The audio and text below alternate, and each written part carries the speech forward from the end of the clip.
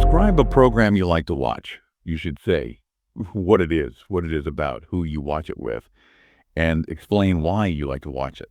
You will have 1 minute to think about what you are going to say. You can make some notes to help you if you wish. Short pause. Now, please begin. Okay. One program I really enjoy watching is the cooking show called MasterChef. It's basically a competition where amateur chefs try to prepare creative and delicious dishes under time limits. I usually watch it with my sister because both of us are really interested in food and, love trying out new recipes. The reason I like this program is that it's not only entertaining, but also quite educational. While watching the contestants cook, I get to learn different cooking techniques and how to combine flavors. For example, in one episode, I learned how to make a simple Italian pasta dish, which I later tried at home and my family loved it. What also makes the program fun for me is the excitement of the competition. The chefs are often under pressure, and it's interesting to see how creative they can be when they're running out of time. Sometimes it even inspires me to be more confident in the kitchen. Overall, I find MasterChef a great balance of entertainment and learning, so it has become one of my favorite shows. Thank you. That was a very clear and well-structured part two response. Definitely demonstrated good fluency and coherence. Before we jump into part three, maybe one key element you'd say defines the Band 8 at this stage, perhaps the way examples are integrated or the range of sort of basic linking phrases. Yeah, I think what stands out for a Band 8 here is the clear development of ideas. The points are supported with relevant examples. The speaker uses straightforward linking words like because, for example, and overall pretty effectively. The vocabulary is accurate, it's appropriate, but maybe not consistently using those less common or idiomatic expressions that would push it higher. So competent, but maybe lacking that extra layer of nuance. Exactly. Competent, but not yet consistently nuanced. That's a good way to put it. Excellent observation. Okay, now we've been talking about a program you like to watch. Let's move on to part three. We'll discuss some related topics in more detail, still operating at that strong Band 8 level. Okay. What programs do people like to watch in your country? In my country, people enjoy a wide variety of programs, but I think dramas and news shows are probably the most popular. Many people like family dramas because they can relate to the storylines or characters. On the other hand, some prefer news programs to stay updated about politics or sports. For example, my father always watches the evening news, while my cousins are more into comedy shows. Okay. And do people in your country like to watch foreign TV programs? Yes, definitely. Foreign programs, especially Korean dramas and American series, they're very popular. A lot of young people prefer them because they find the storylines more interesting and the production quality, well, higher. For instance, I have a friend who watches Korean dramas almost every day, and she even started learning some Korean words from it. Interesting. What's the benefit of letting kids watch animal videos rather than visiting a zoo? That's a good question. I think watching animal videos can be very convenient and safe. Children can see different animals in their natural habitats, which isn't always possible in zoos. For example, in a documentary, kids might see lions hunting or whales swimming depth in the ocean, which is something they could never experience at a local zoo, really. Right. Do teachers play videos in class in your country? Yes, they do. Many teachers now use videos to make lessons more interesting. For instance, in my biology class back in school, our teacher used to play short clips about the human body, which definitely made the subject easier to understand. Videos are just a good way to keep students engaged, I think. Mm-hmm. Do you think watching talk shows is a waste of time? Not always. Some talk shows are just about gossip or celebrities, which, okay, might not be very useful, but others can be quite meaningful and discuss important social issues. Like, I once saw a talk show that focused on climate change, and it genuinely made me more aware about protecting the environment. So it depends. And finally, for this section, do you think we can acquire knowledge from watching TV programs? Yes, absolutely. Educational programs, documentaries, even cooking shows like the one I mentioned can provide a lot of useful knowledge. For example, I learned some historical events from watching a TV documentary that I hadn't actually studied in school. It really depends on the type of program, of course, but many shows can be quite informative. Excellent. Okay, that was a comprehensive look at a Band 8 level across those part three topics. We heard good coherence, clear opinions, suitable vocabulary, pretty solid stuff. Now, for the real eye opener, I suppose, How does an expert speaker take those exact same questions and elevate them to a band 9? Not just in the content, but in every linguistic detail. This is where the magic happens, right? Let's listen closely. This is where you could really refine your toolkit. Okay, let's reset. Describe a program you like to watch. You should say what it is about, who you watch it with, and explain why you like to watch it. You will have 1 minute to think about what you're going to say. You can make some notes to help you if you wish. Short pause. Please begin. Right. One TV program I genuinely enjoy watching is Planet Earth, which is a BBC documentary series focusing on wildlife and the natural environment. It explores different regions of the world, showcasing rare animals, truly breathtaking landscapes, and sometimes the significant challenges those species face due to climate change or human activities. I usually watch it with my father, actually, because he's fascinated by science and nature. We often watch it together on weekends, and sometimes we even pause it just to discuss what we've learned or to, talk about the amazing visuals. The reason I love this program so much is that it combines stunning cinematography with genuinely meaningful content. For example, I vividly remember an episode about the Arctic where polar bears were visibly struggling to survive because of the melting ice. That episode not only amazed me, but also made me think critically about global warming and the role humans play in it. What makes the show special, I think, is that it educates while entertaining. It allows me to travel virtually to places I might never get the chance to visit in real life. Also, the narration is so engaging that it feels more like a story than a typical documentary. Overall, Planet Earth is more than just a show for me. It's an eye-opening experience that makes me more aware and appreciative of the natural world. Thank you. Wow. Listening to that Band 9 Part 2, the way you link, for instance, stunning cinematography with meaningful content, that really painted a vivid picture. Comparing that to the Band 8's creative and delicious dishes, I noticed an immediate difference in the depth of description. Is it just about using bigger words, or is there something more going on, like a deeper semantic precision? I think it's absolutely about semantic precision and strategic choice. You're right. While creative and delicious dishes is perfectly good for Band 8 descriptive, Yeah, it works. it works, but stunning cinematography and meaningful content are more sophisticated collocations. They demonstrate a broader and more natural lexical range. Sure. The Band 9 speaker isn't just describing, they're evaluating and analyzing the program's qualities using less common adjectives and more complex noun phrases. It just shows a greater command over expressing those nuanced ideas. Fascinating distinction. Okay, let's move on to Part 3 again and discuss those related topics, but this time aiming for that Band 9 level of response. What programs do people like to watch in your country? In my country, preferences vary quite a lot depending on age and social background, naturally. But generally speaking, dramas, reality shows, and sports programs tend to hold the biggest audiences. For instance, older families often enjoy traditional soap operas, which usually explore themes like family values and relationships. Meanwhile, younger generations seem drawn to reality shows or international football matches. For example, when there's a major football tournament, it really feels like the whole country gathers in front of the screen, creating this amazing shared experience. Right. Do people in your country like to watch foreign TV programs? Yes, absolutely. Foreign programs are extremely popular, particularly Western series and Korean dramas. One reason is undoubtedly the high production standards. They usually boast stronger scripts and better technical quality than some local productions, perhaps. Another factor is cultural curiosity. For instance, many of my friends follow American crime series not just for pure entertainment, but also actively to improve their English listening skills. Similarly, Korean dramas have significantly influenced some people's fashion and lifestyle choices, which really shows the cultural impact of foreign media. That's a great point about cultural impact. Okay, what's the benefit of letting kids watch animal videos rather than visiting a zoo? I think one major advantage is that animal videos often show creatures in their natural environments, which provides a far more authentic perspective than zoos typically can. For example, a child watching a documentary might witness elephants migrating across the vast African plains or whales communicating deep underwater experiences that a zoo simply cannot replicate. However, zoos may still offer a sense of, physical closeness, but I'd argue that in terms of education and perhaps even ethics, videos often have the upper hand. Do teachers play videos in class in your country? Yes, increasingly so. With the rise of digital learning tools, videos have become quite an integral part of classroom teaching now.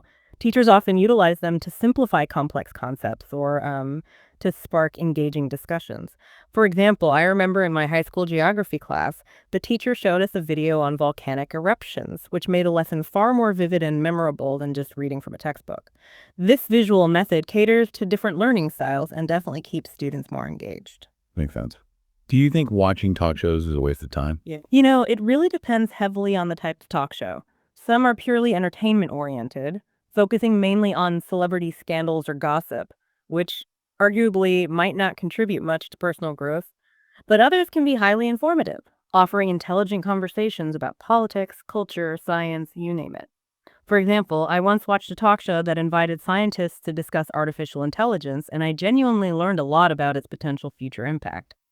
So, no, I wouldn't broadly call them a waste of time, as they can certainly stimulate both awareness and critical thinking if chosen well. Good distinction. And last one for part 3. Do you think we can acquire knowledge from watching TV programs? Absolutely, without a doubt. Television possesses enormous potential to educate. Documentaries, historical series, even programs about art or travel can significantly expand viewers' horizons. I still remember watching a series about World War II when I was a teenager, and it helped me understand the subject far more deeply with more context than my school textbook ever did.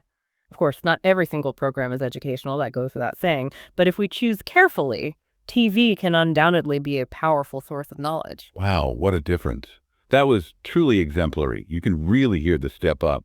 Beyond just the richer vocabulary, can you quickly pinpoint maybe a grammatical structure or a linking strategy that the Band 9 response is used more effectively or frequently than the Band 8? Absolutely. One thing you probably notice is how the Band 9 responses often used more subordinate clauses. Things like experiences that a zoo simply cannot provide, or which made the lesson far more vivid. Right, weaving ideas together more complexly. Exactly. It creates more complex sentences naturally. Also, look at the adverbs, words like particularly, increasingly so, similarly, undoubtedly. These signal more nuanced relationships between ideas, going beyond the simpler, on the other hand. Or, for example, we heard more in the Band 8. So subtle grammatical shifts adding depth. Precisely. They significantly enhance both coherence and complexity, making the speech flow more smoothly and sound more sophisticated. Okay, so you've heard the performances, the clear competence of Band 8, and the nuanced mastery of Band 9. Now, let's go under the hood, as they say, and dissect the linguistic engine powering these scores. We'll start with some very specific vocabulary choices because it's not just about using bigger words, right? It's about choosing the most appropriate word to convey ideas with precision and, sophistication. Exactly. And if we connect this to the bigger picture, a key differentiator in IELTS scores is the breadth and accuracy of your vocabulary, your lexical resource. It's about demonstrating that sophisticated range using less common words, idioms, naturally and effectively. Okay, let's look at how some concepts were expressed. Take the idea of something being previously owned. The Band 8 response might use secondhand. How effective is that? Yes, secondhand is perfectly clear. It just means previously owned by someone else. You could say, like in the example sentence, it's an online platform where people can buy and sell secondhand clothes and other items. It's accurate, it's common, it does the job for Band 8. Got it. Simple enough. And then for something completely new, we heard brand new. Right. Brand new, meaning completely new, never used before, as in brand new clothes are too expensive. Very straightforward contrast. Okay. Now, what about things being in good shape? The Band 8 might say, in good condition. That's right. Meaning well maintained, not damaged. A solid description. Many of them are in really good condition. Again, perfectly adequate. But then, the Band 9 vocabulary list, drawn from a different context maybe, but illustrating the point, included terms like vintage or well kept. What's the sort of hidden power in those choices compared to secondhand or good condition? This is where the nuance really comes in. While secondhand is quite generic, vintage implies something more old-fashioned, classic, often high quality. It adds this layer of style and history. I see. And well-kept focuses specifically on the maintenance, suggesting care over time, which is much more descriptive than just good condition. You might say, a really stylish vintage jacket, or They were affordable, well kept, and looked completely unique. These choices just demonstrate greater precision and a richer lexical palette. That distinction is incredibly helpful. Okay, let's think about reusing items. The Band 8 response had the idiom, give a second life. Which is a good idiom. It means to reuse or repurpose something, stop it from being wasted. People get a chance to give them a second life. It works well, sounds natural enough. But the Band 9 vocabulary list had the verb repurpose and also the phrase, gave those items a new life. What's the subtle difference there? Is repurpose more formal? Repurpose is perhaps a slightly more academic or precise verb, yes, meaning to use something for a new purpose, different from its original one, like repurpose old clothes as cleaning rags or DIY projects. Okay. And gave those items a new life carries a similar meaning to give a second life, but using the past tense gave might fit more naturally in a specific narrative context, like another family gave those items a new life. It's about having that flexibility, that varied language use available. Right, adaptability. Shifting to economic terms, affordable prices was a clear Band 8 phrase. Yeah, meaning costing less, inexpensive, affordable prices, but also because it makes me more conscious about sustainability, clear and functional. And the Band 9 list offered fraction of the original cost. That feels like quite a jump in specificity and maybe idiomatic usage. Yes, exactly. A fraction of the original cost is a more idiomatic and vivid way to say much less than the initial price. It shows a greater command of natural, sophisticated English. For example, secondhand clothes are often a fraction of the original cost. This kind of precise phrasing makes a much bigger impact. Let's talk environment. Conscious about sustainability was good for Band 8. Means being aware of the environmental impact and acting responsibly. It makes me more conscious about sustainability. Clear intent. And wasteful for using resources carelessly. Right. Using resources in a careless or unnecessary way, like that does feel wasteful. Simple, direct. But the Band 9 list had more pointed terms like fast fashion and eco-friendly. How do these elevate the discussion? Well, fast fashion is a specific, very current term, isn't it? For trend-driven, rapidly produced, often low-quality clothing. Using it shows awareness of contemporary social issues and relevant vocabulary. Right, it signals current knowledge. Exactly. Increasingly aware of fast fashion and how damaging it is. And eco-friendly is just a more concise and widely accepted term now for not harmful to the environment. Using these specific high-frequency collocations in environmental discussions indicates a wider, more natural lexical range. Like, it can be both fashionable and eco-friendly. That's a great illustration of moving from general awareness to specific terminology. And regarding waste disposal, landfill was mentioned at Band 8. Yeah, sites for waste disposal. There will be a huge amount of waste in landfill. But the Band 9 speaker, in that context, used overflow in relation to landfill sites. What's the implication there? It sounds more dynamic. It is more dynamic. Overflow here means to become full and unable to contain any more waste. It's a more vivid verb that paints a clearer, frankly more urgent picture of the problem. Landfill sites will continue to overflow, causing soil and water contamination. It's just more impactful than simply stating waste exists in landfill. Absolutely. Moving on slightly, the Band 8 list mentioned charity organizations and passing down clothes. Yep, charity organizations, nonprofit groups helping people. Some people donate clothes to charity organizations, and pass down means giving something to someone younger, often family. Pass them down to younger family members like siblings or cousins. Solid, appropriate terms. And unique items for things that are rare or one of a kind. Right. Objects that are one of a kind or rare want to find unique items that are not available in shops anymore. Okay, and finally from that Band 8 list, we heard environmental impact, deforestation, raise awareness, and recycling containers. These all feel like strong, useful terms. They are definitely strong and useful. Environmental impact, the effect on nature, becoming more aware of the environmental impact of fast fashion. Deforestation, cutting down trees. If we don't recycle paper, it means more trees need to be cut down. That can lead to deforestation. Raise awareness, increasing public understanding. Create campaigns and programs that raise awareness about recycling. And recycling containers are just those specific bins. Government placed recycling containers in each neighborhood. They communicate the ideas clearly. Now let's look at a few more Band 9 vocabulary items that really demonstrate that extra layer of sophistication. We heard online marketplace and phrases like Contributing to a growing culture of sustainability. Tell us about those. Okay, online marketplace is a very specific term for a website or app where buying and selling happen. Like it's an online marketplace where individuals can buy and sell secondhand or even handmade items.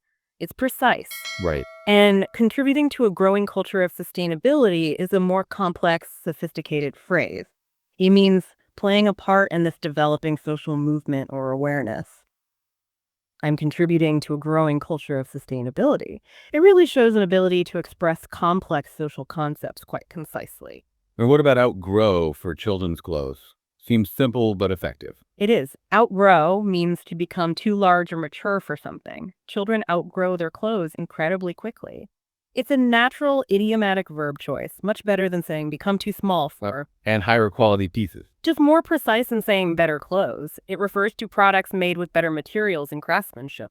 Purchase fewer but higher quality pieces that can be passed on. Again, precision. Okay, and finally, in that recycling context from the Band 9 list, we heard specific terms like tax benefits, deposit system, and sorting waste. Yes, these show real topic-specific knowledge. Tax benefits are those financial incentives from the government. Introduce tax benefits for recycling. A deposit system is that program where you pay a fee that's refunded when you recycle items like bottles. Recycling is strongly enforced through a deposit system on bottles. Right, like they have in some countries. Exactly. And sorting waste is simply separating trash into categories. People are encouraged to sort waste into categories like plastic, organic, and glass. Using these terms shows a command of specific relevant terminology for a more complex topic. It's really fascinating how these often subtle choices in vocabulary and phrasing enable speakers to express complex ideas with so much more clarity and nuance. Absolutely. It demonstrates that strong command of English across different contexts. It's really about choosing the most appropriate word, not just any word, and skillfully employing that range of grammatical structures and cohesive devices we talked about. So we've journeyed through the IELTS speaking exam, contrasting Band 8 and Band 9 responses, and really tried to break down the linguistic engine that, drives those higher scores. Hopefully you've gained some practical insights into what examiners are listening for. Think of it as a bit of a shortcut maybe to being well-informed and refining your own language skills. And I think this raises an important question for you, the listener. Beyond just memorizing word lists, how can you consciously start integrating this kind of rich natural language, these more complex structures, these nuanced expressions into your everyday speaking? How can you truly elevate your communication and achieve that expert command? It really is a journey, isn't it? Not just a destination. So what surprising new vocabulary, what new grammatical patterns will you deep dive into next to transform your own conversations and ultimately truly connect with others?